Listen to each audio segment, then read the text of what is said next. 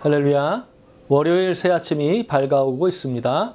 이번 한 주간도 주님이 주시는 은혜와 평강이 가득한 그런 한 주간 되시기를 간절히 바랍니다. 오늘 우리 함께 부를 찬송은 새 찬송가 104장, 통일 찬송가로도 104장, 곧 오소서 임마누엘입니다. 함께 찬양하시겠습니다.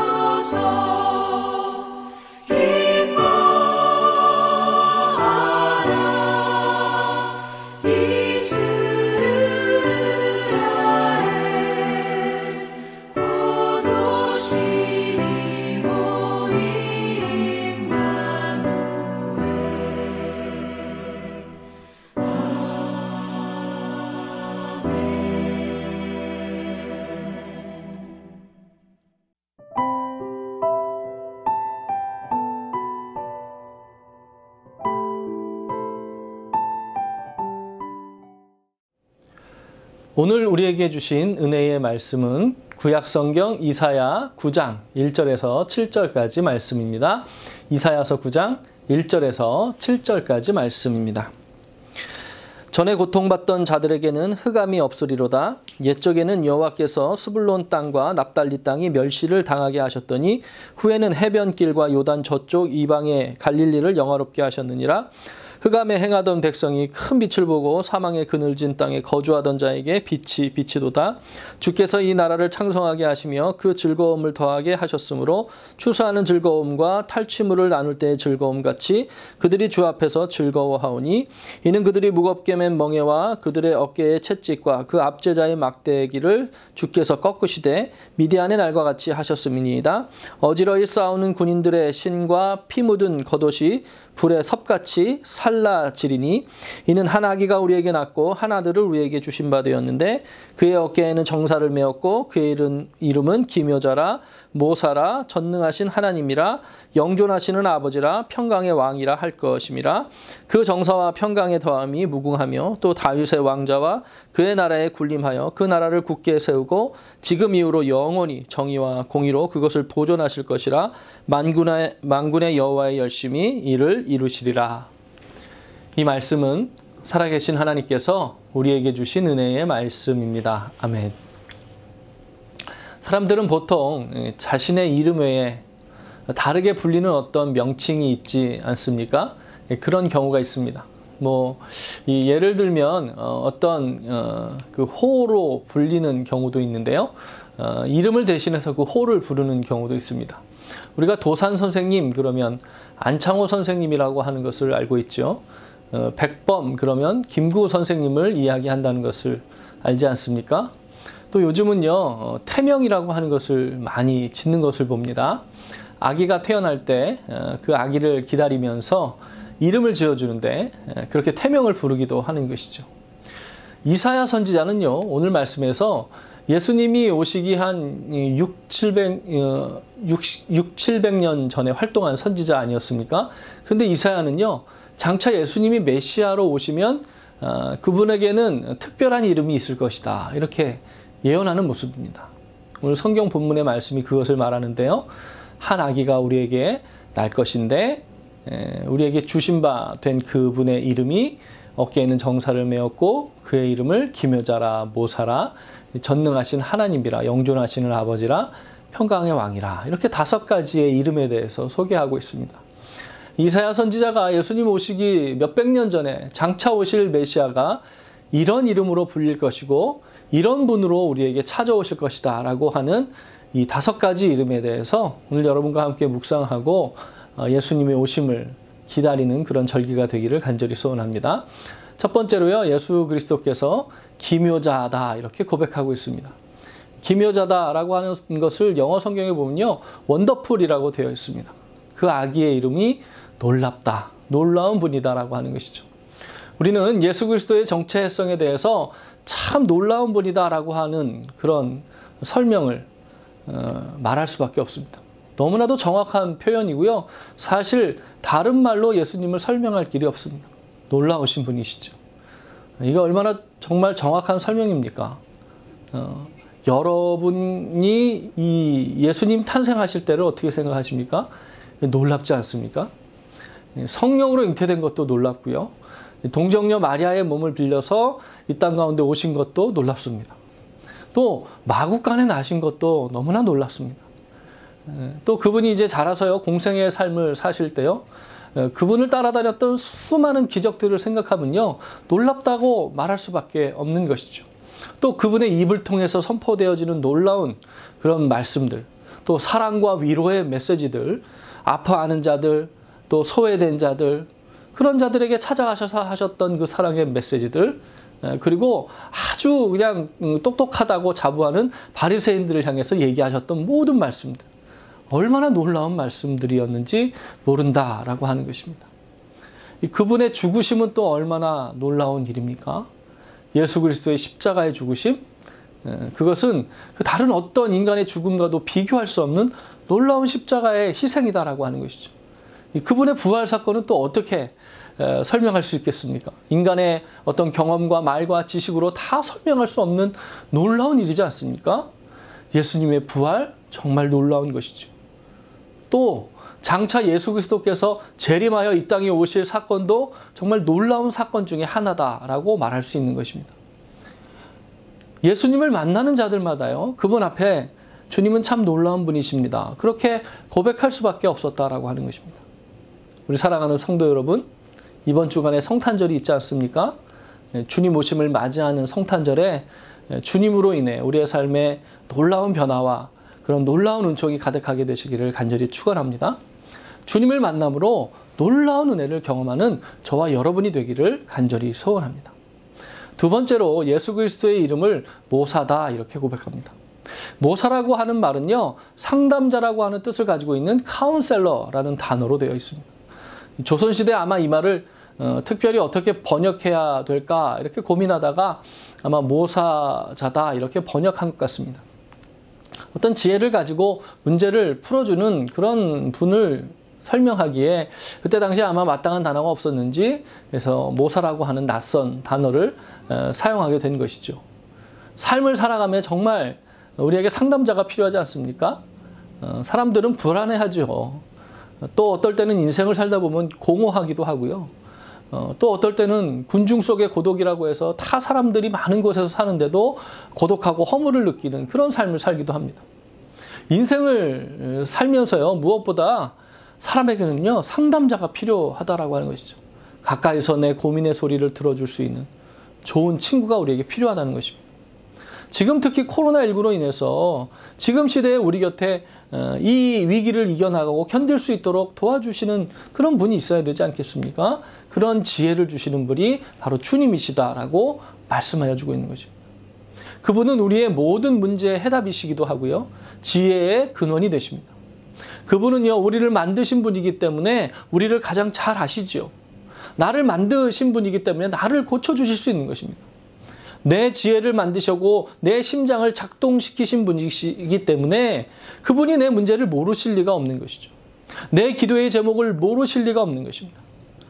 그분이 어찌 우리의 아픔을 모르시겠습니까? 그분이 어떻게 여러분의 고통을 모른 채 하시겠습니까? 그분이 어떻게 여러분의 마음에 겪고 있는 갈등과 좌절을 모르시겠습니까? 나를 만드신 이가 나를 아시고 나를 고쳐주십니다. 그 놀라우신 그분의 이름이 바로 예수 그리스도라고 하는 것입니다.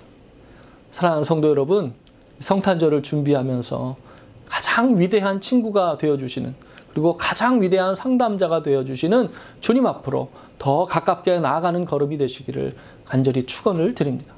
이 성탄절기가 그렇게 더 주님께 나아가는 절기가 되기를 간절히 소원합니다. 셋째로 그분의 또 다른 이름이요, 전능하신 하나님이시다 이렇게 고백하고 있습니다. 그분은 아기의 몸으로 이 땅에 오셨지만 그분의 본질에 있어서는 하나님과 동등된 분이시다라고 하는 고백이죠. 하나님이 아기로 오셨다. 이거 정말 신비입니다. 여러분, 어린아이는요, 누구나 쉽게 접근할 수 있지 않습니까? 한국에서 대중교통을 이용할 때 보면요, 버스나 전철을 타잖아요. 그러면 애기들이요, 애기를 엄마가 이렇게 안고 있으면요, 이상하게 쉽게 다가가서 얘기하게 됩니다. 말도 걸어보고 싶고요. 아이고, 애기가 똘똘하게 생겼네요. 뭐 이렇게 얘기하게 되고요. 그런 경험이 있지 않습니까? 교회에도요, 어린아이들이 있으면 분위기가 좋아지고 그 아이들로 인해서 기뻐하는 일들이 일어나죠. 그렇게 어린아이들의 특성이요, 쉽게 다가갈 수 있다는 그런 특성이 있습니다. 예수님이요, 만왕의 왕이신 예수 그리스도 되시는데 어떤 그런 큰 위풍당당한 왕으로 군림하셨다면, 위엄이 있는 왕으로 오셨다면 누구도 함부로 그 앞에 나가기가 어려웠을 것입니다. 그런데 주님이 아기로 오신 이유는요, 가장 낮고 낮은 자리에 아이의 모습으로 오셔서 누구나 그분에게로 나갈 수 있도록 우리에게 허락하시는 분이다라고 하는 것입니다. 높은 지식을 가진 지성인도 예수님 앞에 나갈 수 있지만요, 아무것도 알지 못하는 무식한 사람도 예수님을 만나기 위해 나갈 수 있는 것입니다. 부자도 주님 앞에 나갈 수 있고요, 가난한 자도 주님 앞에 나가 만날 수 있습니다. 어떤 사람이든지 예수님을 만날 수 있다라고 하는 것이죠. 아기로 오신 우리 하나님이요, 이 지혜와 이 놀라운 사랑에 아기로 오신 것을 우리에게 허락하셨다라고 하는 것입니다. 그러나 분명한 것은요, 그분은 아기로 오셨는데 평범한 아기가 아니라 전능하신 하나님으로 우리 가운데 오셨다라고 하는 것입니다. 예수 그리스도 그분은요, 33년 생애를 이 땅 가운데서 사셨습니다. 그분은 유대 땅을 떠나서 다른 곳으로 여행하신 적이 거의 없지 않습니까? 그러나요, 지금 전 세계는요, 예수님의 영향을 받고 있습니다. 그분은 이 땅에 사시는 날 동안에 단 한 권의 책도 쓰지 않으셨다. 그런데 지금 전 세계의 도서관에 있는 책의 절반이 직접적으로 간접적으로 예수님의 영향을 받고 있다. 이렇게 평가되고 있지 않습니까? 그분은 이 땅에 사시는 날 동안에요. 단 한 편의 시도 쓰지 않으셨습니다. 그런데 전 세계의 가장 위대한 시인들이요. 위대한 시를 그분 앞에 바치지 않습니까? 그분은 단 한 곡의 노래도 작곡한 적이 없으신데 많은 찬양의 노래들이요. 그분의 이름을 높이고 있고 많은 노래가 그분을 찬양하고 있지 않습니까? 단 한 편의 어떤 그 영화도 만드신 적 없고요. 그리고 단 한 번도 자기를 드러내기 위해서 어떤 선거운동 그런 것도 하신 적이 없으시죠. 그러나 전 세계에 그분만큼 많은 추종자들 갖고 있는 사람이 있을까요? 그분은 단 하나의 예배당도 지으신 적이 없지만 그러나 지금 전 세계에는 예수님을 바라보며 하나님을 예배하고 우리에게 그 사랑의 예수님을 보내주신 그분을 그리워하는 예배당이 수없이 많다라고 하는 것입니다. 그리고 그것에 많은 성도들이 그분을 바라보고 있다라고 하는 것이죠. 여러분 그분이 바로 누구이십니까? 그 아기는 여러 아기 중에 평범한 아기가 아니죠. 이사야 선지자는 그 아기를 전능하신 하나님이다 이렇게 고백하고 있는 것입니다. 사랑하는 성도 여러분, 우리가 믿는 예수 그리스도는 전능하신 분이다라고 하는 믿음을 갖게 되시기를 주님의 이름으로 축원을 드립니다. 내가 못해도 주님은 하실 수 있다. 그런 믿음을 갖는 것이죠. 나는 부족해도 내가 예수님을 믿음으로 그분으로 인해서 내가 완전히 참여하는 것이다. 그런 믿음을 갖게 되는 저와 여러분이 되기를 간절히 바랍니다. 넷째로 예수 그리스도의 네 번째 다른 이미지가 영존하시는 아버지시다 이렇게 말합니다. 이 아기를 가리켜서 성경은 아버지라 이렇게 말합니다. 아버지가 아이가 되어 오셨다라고 하는 것이죠. 이미 구약에서 하나님을 아버지로 표현했다는 것 자체가 사실 놀라운 것이고요. 그분은 뭐 어떤 철학의 아버지, 막연한 어떤 절대자, 막연한 주권자로서가 아니라 그분은 정말 우리 가운데 오신 우리의 아버지 되신다라고 하는 것입니다. 하나님을 향해 신이라고 부르는 사람과 하나님을 향해 아버지라고 부르는 사람의 신앙에는 큰 차이가 있죠. 어떤 차이가 있는지 아십니까? 사망과 생명만큼 큰 차이가 있다 이렇게 말합니다. 여러분은 하나님을 아버지라고 부를 때 그 행복을 아십니까? 힘들고 지쳐 쓰러져 정말 힘들 때 아버지 이 한마디가 우리를 회복시키지 않습니까? 아버지 이 한마디가 우리를 새롭게 하지 않습니까? 사랑하는 성도 여러분, 예수 그리스도가 바로 영존하시는 아버지라고 성경은 우리에게 그렇게 가르쳐주고 있습니다. 이 아기가 바로 온 인류를 위해서 오시는 아버지 되신다라고 하는 것입니다. 사랑하는 성도 여러분, 하나님을 아버지로 만나시기를 바랍니다. 절대자, 신 그렇게 고백할 수도 있지만 그분이 나의 아버지 되신다. 전능하신 그분이 나의 아버지 되신다. 이렇게 고백할 수 있는 저와 여러분이 되기를 간절히 바랍니다. 그래서 이번 성탄절에 아버지로 임하시고 전능하신 그 하나님을 나의 아버지로 고백하는 귀한 축복이 있는 성탄절이 되시기를 주님의 이름으로 축원을 드립니다. 다섯째로 그분의 또 다른 이름이요 평강의 왕이시다라고 하는 것입니다. 중세시대의 어느 수도원 앞에 어떤 낯선 사람이 기웃거리면서 문을 두드렸습니다. 수도원의 관리인이 나가서 누구십니까? 라고 물었습니다. 그러자 그 사람이 이야기하기를 저는 평화를 찾는 사람입니다. 라고 대답했습니다. 그 사람이 누군지 아십니까? 바로 단테라고 하는 사람입니다. 그 단테는 어느 날 성경을 읽다가 드디어 성경 안에서 예수를 발견했고 예수님 안에서 평화를 찾았습니다. 그 위대한 어거스틴은 하나님의 품에 안기기 전까지는 결코 평안이 없다 이렇게 고백했습니다. 지식을 추구하지요. 명예를 추구합니다. 권력을 추구하는 삶을 살지요. 그래서 부귀 영화와 권력을 손에 쥐었지만 그 누구도 진정한 평화를 얻지 못하더라고 하는 것입니다. 그것이 행복이 아니다라고 하는 것을 그 자리에 서서야 결국 깨닫는 것이죠. 결국 하나님 품에 안기고 나서야 하나님 품에 내가 안기니 그 전까지는 정말 평안이 없었구나. 내 삶에 평안이 없었다. 이렇게 고백할 수밖에 없는 것 아니겠습니까? 예수님께서 탄생하시던 밤에 하늘에서 천군과 천사들이요 노래했던 내용들이 무엇인지 여러분 기억하십니까? 지극히 높은 곳에서는 하나님께 영광이요 땅에서는 기뻐하심을 입은 사람들 중에 평화로다. 이렇게 찬송하지 않았습니까? 여러분 이 말씀을요 우리가 잘 보아야 됩니다. 사람들은 이 말을 줄여가지고 어떻게 얘기하냐면 하늘엔 영광, 땅에는 평화 이렇게 간단하게 이야기합니다. 예수 그리스도의 오심이 하나님께는 영광이 되고 땅에는 평화다 이렇게 말합니다. 예, 틀린 말은 아니죠. 그런데 예수님이 이 땅에 이미 오셨는데요. 여러분 이 땅이 평화롭습니까? 평화롭지 못하지요. 아직 전쟁과 기근과 고통이 계속되고 있습니다. 예수님이 이 땅에 이미 오셨지만 시기와 미움과 질투가 아직도 여전히 이 세상 가운데 있습니다. 그런데 누가복음 2장 14절 말씀을 보면 지극히 높은 곳에서는 하나님께 영광이요 땅에서는 하나님이 기뻐하신 사람들 중에 평화다라고 이렇게 말씀하고 있습니다. 예수 그리스도의 탄생이요 지극히 높은 하늘에서는 영광이지만 땅에서는요 누구에게 평안이 되느냐 하면 하나님이 기뻐하시는 사람들에게 평화다 이렇게 말하고 있습니다. 예수님이 이 땅에 오셨지만 마지막 심판의 날까지 이 땅에는 전쟁과 기근과 고통과 고난들이 아마 계속되어질 것입니다. 눈물과 탄식과 아픔도 계속 이어지겠죠. 그러나 평화의 왕이신 예수 그리스도를 내 영혼의 구세주로 영접한 사람들에게는 그래서 하나님의 기뻐하심을 하나님께서 기뻐하시는 사람들이 되면 그 안에 진정한 평화가 생긴다라고 하는 것입니다. 세상은 요란하지요. 그럼에도 불구하고 내가 주님을 나의 구주로 고백하면 내 마음에 평안이 찾아온다는 것입니다. 세상 사람들은 이 평화를 알지 못합니다. 그러나 그리스도 안에 있는 사람들은 이 평안을 누리게 된다라고 하는 것입니다. 요한복음 16장 33절에는 이렇게 기록하고 있습니다. 세상에서는 너희가 환난을 당하나 담대하라 내가 세상을 이기었노라. 그러고 나서 요한복음 14장 27절에 이렇게 말씀하지 않습니까?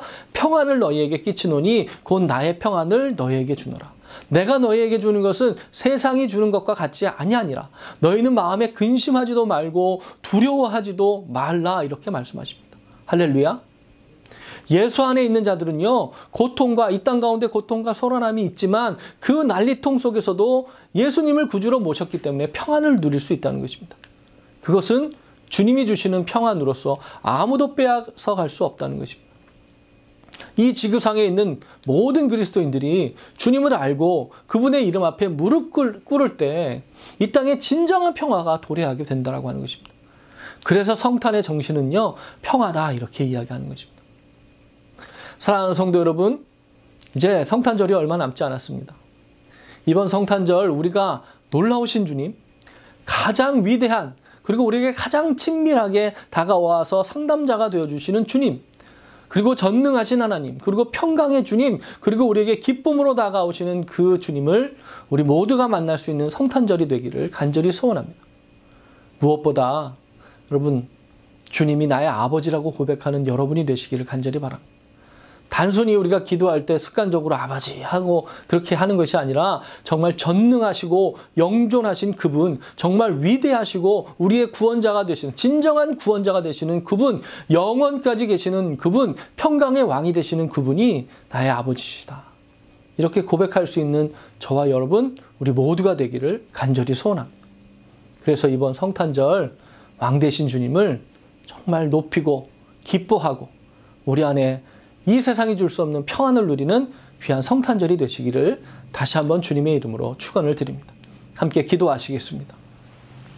사랑과 은혜가 충만하신 아버지 하나님, 예수님이 우리에게 오심으로 인해서 우리의 마음에 기쁨이 넘칩니다. 정말 놀라운 일을 행하셨고 정말 우리 가운데 늘 가까이 계시며 영원한 아버지가 되시고 우리의 기쁨이 되시며 평강이 되어주시는 주님, 우리가 이 성탄절기를 지나면서 정말 그런 주님을 만나게 되기를 간절히 소원합니다. 그런 주님을 만남으로 놀라운 역사가 일어나게 하시고 이 어려운 시기를 지나면서 주님과 친밀한 교제를 나누며 세상이 줄 수 없는 평강을 누리는 우리 모든 성도님들 될 수 있도록 축복하여 주시옵소서. 주님의 오심을 바라봅니다. 이사야가 예수님 오시기 전에 고백하였던 몇백 년 전에 고백하였던 이 고백이 오늘 우리의 입술 가운데 믿음으로 고백되어지게 하시고 우리의 삶이 그런 주님으로 말미암아 큰 은혜와 평강을 누리는 삶이 될 수 있도록 축복하여 주시옵소서. 다시 오실 주님을 바라봅니다. 빛으로 오실 주님을 의지합니다. 우리와 함께하여 주시옵소서. 예수 그리스도의 이름으로 간절히 기도하옵나이다. 아멘. 할렐루야. 이번 성탄절에 예수님으로 인해 진정한 평강이 가득한 그런 성탄절이 되시기를 간절히 바랍니다. 오늘 시간 함께 마음을 다하여 기도하시겠습니다.